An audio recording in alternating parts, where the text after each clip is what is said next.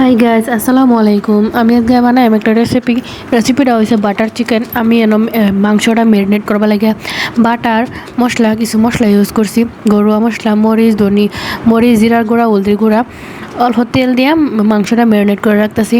আর সব আমি কাটা পাচা করে লই লইছি সব মাংসের মধ্যে বা বাটার চিকেনের মধ্যে যা যা লাগবো সব আমি দিয়ে লইছি।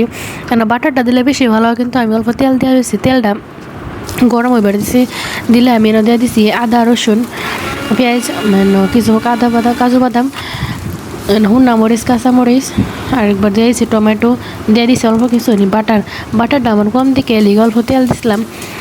এটা সুন্দর করে লাড়াচাড়া করে সুন্দর করে এটা লাড়াচাড়া করে হাইরা পরে এটার একটা পেস্ট বানাই। তো গাইজ কার কিরম ভাল লাগছে রেসিপিটা কমেন্ট বক্সে জানাবেন।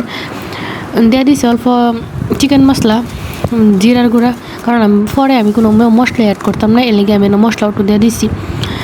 পরে এটা আমি ম্যারিনেট করে পেস্ট বানানো হয়ে গেছে আমার। চিকেনটা সুন্দর করে আমি বাইজলাম কালা করে, কারণ চিকেন যেটা এটা সুন্দর করে কালা ভাজন লাগবো। বাটার চিকেনের লাগে চিকেনটা কালা করে ভাজন লাগবো।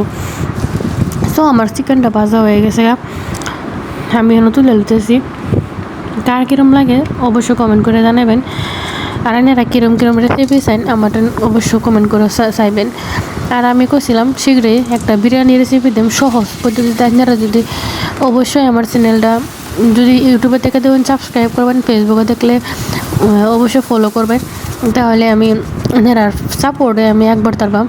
তো গাইস আমি ম্যারিনেট করা মাংসটা বাজ্যা হেরা সুন্দর করে কালা করে পরে পেস্টটা আমি দিয়ে সুন্দর করে কষাই হেরে আমি দিয়ে দিছি মাংসটা দিয়ে হেরা পরে কিছুক্ষণ পরে আমার দিয়ে লাগবো দিয়ে দিছি ক্রিম দেওয়ার পর অল্প জাল দিয়ে ওটা উড়ে এলে এটা আমার ফাইনাল লুক। আর কিরম লাগছে কমেন্ট